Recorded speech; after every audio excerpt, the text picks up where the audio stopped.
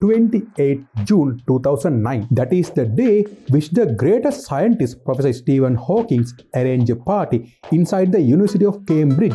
He issues an open invitation for this party and he mentions even the coordinates of the venue in the invitation. Who don't like to enjoy a super party with Professor Stephen Hawking? You may think that that party was fully crowded with scientific community. And you may think that that day was a super day with amazing scientific discussions. But it was not like that. No one attended to the party. It was an empty party. The one and only person who attended to the party was Professor Hawking. So, isn't it an unbelievable thing? You know that the imaginations of the scientists such as Stephen Hawking and Albert Einstein are not like our poor ordinary imaginations. So, this party was also an extraordinary thing. Why am I telling like that? The reason is the invitation of the party was issued after the original commencement day of the party. So, isn't it an unbelievable thing? Who issues invitation after party? Yes, it is unbelievable. Professor Stephen Hawking issues this invitation not for the ordinary people like you and me. He issues this invitation for the time travelers. So this is a time travelers party. So don't you like to know more about that? Let's begin our conversation.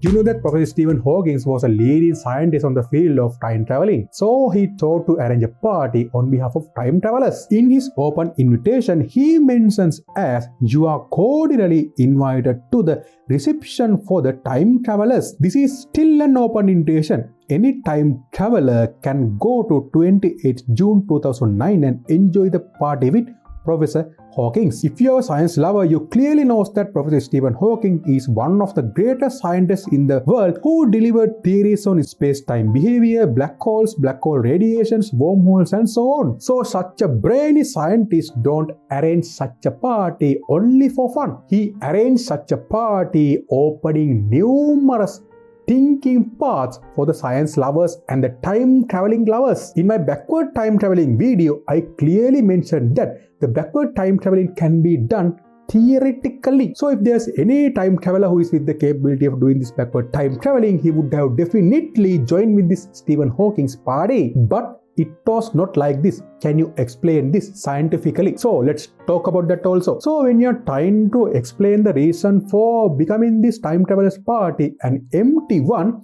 we can use several theories to explain this scenario. The concept which says that the backward time traveling can never ever be done practically can be taken as the very first reason for making that party an empty place. Even Professor Stephen Hawking has mentioned this scenario in his books. He has mentioned that the laws of nature is preventing us from the backward time traveling. In my forward time traveling and backward time traveling videos, I have explained each and every reason for this. Because of that, I'm not going to repeat that again. If you need to know them, videos are available in the description area. So, shall we go to another reason? Think that there are time travelers in the world, but they don't like to reveal their identity by attending to this party which was arranged by Professor Stephen Hawking. Because of that, they don't wish to come to this party.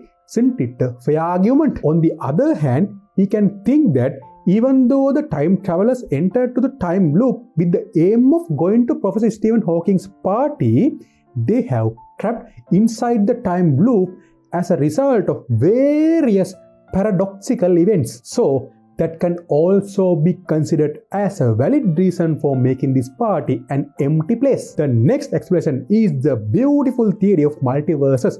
If you are watching my videos continuously, you know what I am going to tell now. Here, although the time travelers entered to the time loop with the aim of going to Professor Stephen Hawking's party, they land to another timeline that is not the timeline where Professor Stephen Hawking lived. Since there is no any time travelers party in the timeline which they landed, they were not able to attend to the party. So that can be taken as another reason for making this party an empty place. In this theory of multiverses, these many universes can be the places like this. In one timeline, the world can be full of dinosaurs. In another timeline, Hitler may be ruling the entire world. In another timeline, human may have developed colonies even in Mars. Like that, there can be unbelievable multiverses in this theory of multiverses. But this can't be explained using one or two words.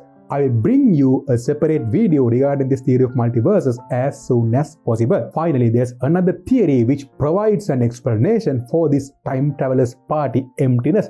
That is the simulation hypothesis. According to the simulation hypothesis, the whole universe is a predestined, prefixed program. If the architect of this program don't wish to the time travelers to attend to Professor Stephen Hawking's party, that party would be an empty place. So that can be another reason for this emptiness. Like the theory of multiverses, this simulation hypothesis theory can't be explained using one or two words. I will bring a separate video on behalf of simulation hypothesis as soon as possible too. So that is the story of Professor Stephen Hawking's time travelers party. This invitation is still open. If there's any time traveler in the world, he can time travel to the 28th June of 2009 and he can join with Professor Stephen Hawking's time travelers party and he can enjoy with Professor Hawking's. So this is the end of today's video. I would like to know your thoughts.